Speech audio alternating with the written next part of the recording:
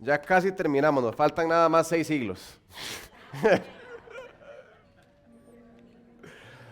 Ok, vamos a hablar ahora de una era sumamente controversial y de un tema sumamente controversial. No vamos a pasar tanto rato ahí, pero sí es necesario que pasemos por ahí, que es la era del papado. Porque justo nosotros quedamos donde la iglesia tanto oriental como la occidental se vuelven más que otra cosa, algo político que asisten al gobierno, el papa empieza a tener un rol gigantesco en toda la historia. Entonces, en medio del caos, el patriarca romano era una figura de estabilidad y orden, llenó el vacío que había dejado la anarquía que había en aquella época. Voy a hablar de ejemplo al Papa León el Grande, el cual hay una historia chivísima, en la cual en aquel tiempo en Mongolia había un grupo de, había un ejército que se llamaba los Hunos, a cargo de Atila, no sé si sabes quiénes eran Atila en la historia.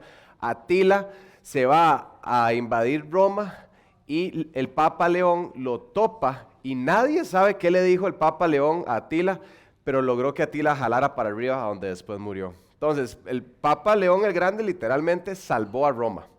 ¿Okay? Era ese nivel de estabilidad que ellos estaban empezando a traer.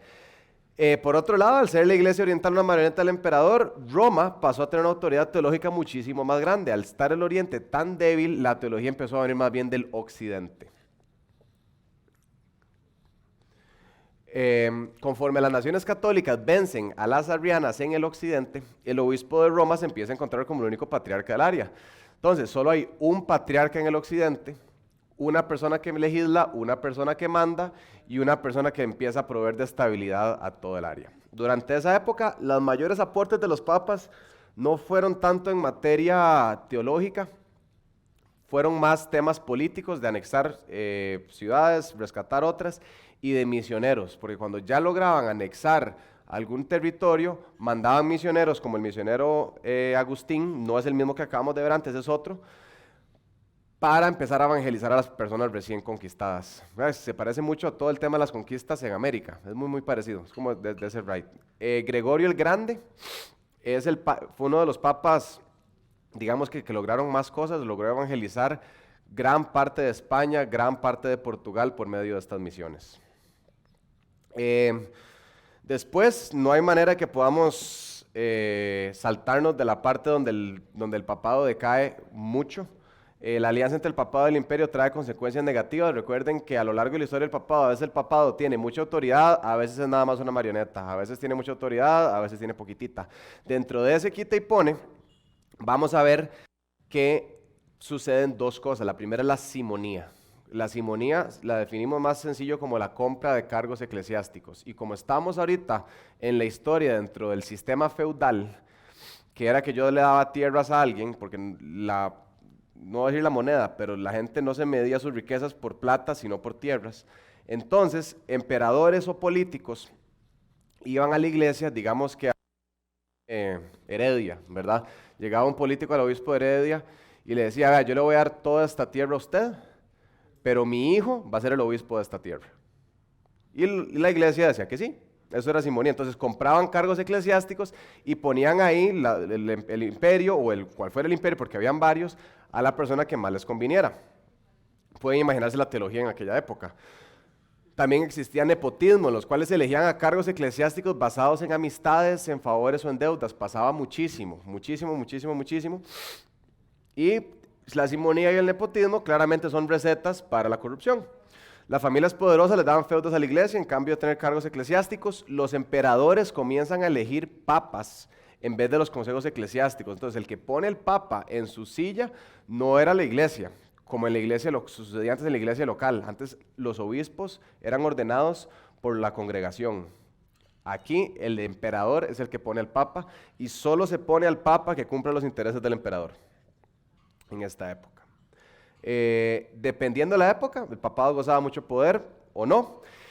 Y aquí dejé 3 historias, no para echarle, ¿verdad?, tierra a los papas o para hablar mal de ellos, pero puede que sirva mucho para entender hasta qué punto de corrupción llegó esta institución en ese momento. El primero es el concilio cadavérico de Esteban VI. Esteban VI era un papa que habían matado porque alguna rebelión surgió, lo mataron, lo derrocaron, pusieron otro papa. El papa que le siguió a Esteban VI mandó que se le desenterrara de su tumba, se le hiciera las vestiduras papales y pasearan el cadáver de él por toda la ciudad para después tajadearlo en pedacitos y tirarlo del río. Eso sucedió. Después, Sergio III, otro papa, hizo encarcelar y degollar a sus dos rivales, León V y Cristóbal I, porque en aquella época todo el mundo se peleaba por ser papa. De hecho, vamos a darnos cuenta que hay una época donde habían 3 papas a la misma vez. Él era amante, Sergio III era amante de la hija de la familia que lo puso en el poder. Y los siguientes 3 papas, de 10 años o menos, murieron asesinados por familias que los derrocaron en pos de poner un papa que les conviniera a ellos. Entonces, ustedes pueden entender cómo el pueblo empieza a no querer mucho a los papas, ¿verdad? Y empieza a como odiar un toquecito a esta autoridad, iglesia-estado. Y como que empiezan a agregarle leña al fuego, ¿verdad? Empieza a agregar leña y leña y leña, que vamos a ver cómo está adelante. Por otro lado, cuando el papado sí estaba viendo mayor poder, sucede en la época de las cruzadas. Conforme van pasando las cruzadas y los papas empiezan a enviar gente a peregrinajes, los cuales más adelante se vuelven en guerras, los papas empiezan a influir en los ejércitos de aquellas épocas para que lleven gente a ayudar a su causa. Entonces empieza el papa a posicionarse de una manera más autoridad. Un hombre que se llama Hildebrando, que es el Papa Gregorio VII, dice: se acabó la corrupción, se acabó la simonía, vamos a reformar toda esta cosa. Y el papado ya no vuelve a ser el imperio. Más bien, al imperio más le vale hacerle caso al papado, ¿verdad? Porque si el papa, según lo que pensaba Gregorio, era el vicario de Cristo o el representante de Cristo en la tierra, el representante de Cristo en la tierra tenía más poder que el emperador, que quitaban y ponían dependiendo de quién iba a estar. Entonces el Papa Gregorio dice: se acabó, se acabó.